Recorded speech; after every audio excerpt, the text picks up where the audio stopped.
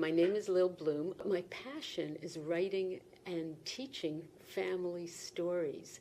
So I've been going across Canada in the last several years, running these family story workshops. The people that are attracted to my workshops are working on a family story project. They know they have a story to tell, and they may want to honor their parents or grandparents by telling their story, but it's hard to do and it's lonely work.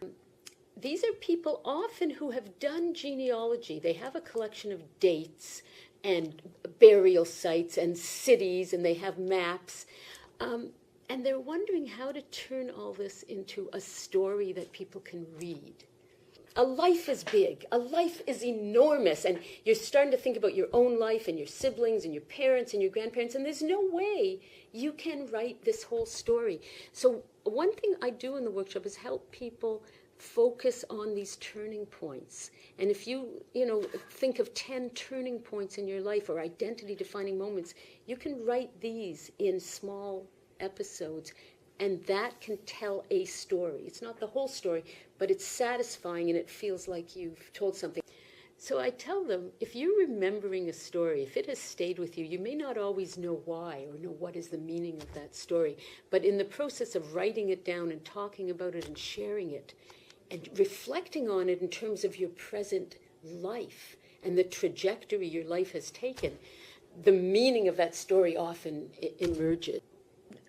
You find when you start to write down, you see, the stories are scattered around in our brain. You've got the stories in you, but the process of writing them and collecting them and thinking about them makes you feel more attached to where you are. An important part of the workshop is this warmth and growing trust that the group starts to feel with one another when we share those stories.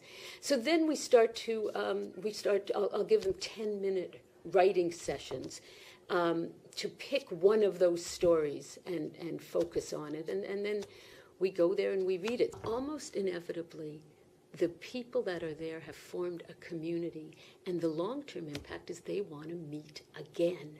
So I have left behind me writing groups. The immersion into the workshop just opens doors for you to realize that you have stories and that the stories can be written down, and that by writing them down, you change your own perspective and you grow. But one more thing, people that have families that are on email, that are on the internet, start to send the stories out to other family members, and this creates an incredible closeness. If you expect other family members to share your interests, you might be disappointed. On the other hand, you might be amazed and surprised. If you start to share things with your cousins, they're often just very grateful and just amazed, because this is something we don't always appreciate. Everyone has a different experience of the family. It can be depending on the age. The older children will know more and will have heard more. For younger children, my youngest brother was 8 when my father died, so he doesn't have a lot of the experiences and story that the rest of us have.